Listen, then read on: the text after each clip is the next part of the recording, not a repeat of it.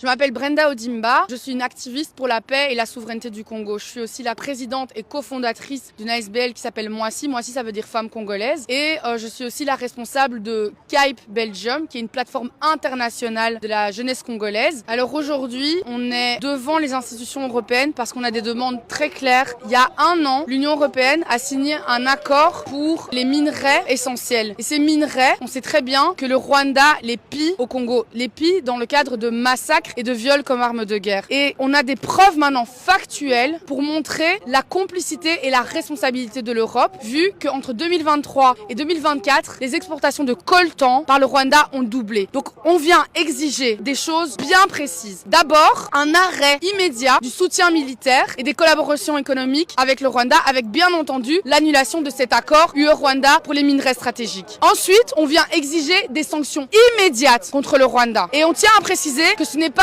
une guerre Congo-Rwanda, une guerre ethnique. C'est bien quelque chose de bien plus grand que ça. C'est un génocide qui a lieu depuis près de 30 ans avec le Rwanda et l'Ouganda comme proxy. Et on tient vraiment à ce qu'à ce stade-ci, on ne parle plus de conflit, de violence, de 6 millions de morts, mais qu'on dise les termes. C'est un génocide qui a lieu depuis près de 30 ans. Il y a 7 millions de déplacés internes et on peut dire qu'il y a au moins 10 millions de morts. On dit stop au silence médiatique assourdissant et au faux nombre, à tous ces mensonges autour de ce génocide. On veut plus entendre le terme de conflit. On veut qu'on parle de génocide, on veut qu'on parle de au moins 10 millions de morts, on veut qu'on parle des 7 millions de déplacés internes et on veut que l'Europe arrête d'être complice, voire même responsable de toutes ces souffrances.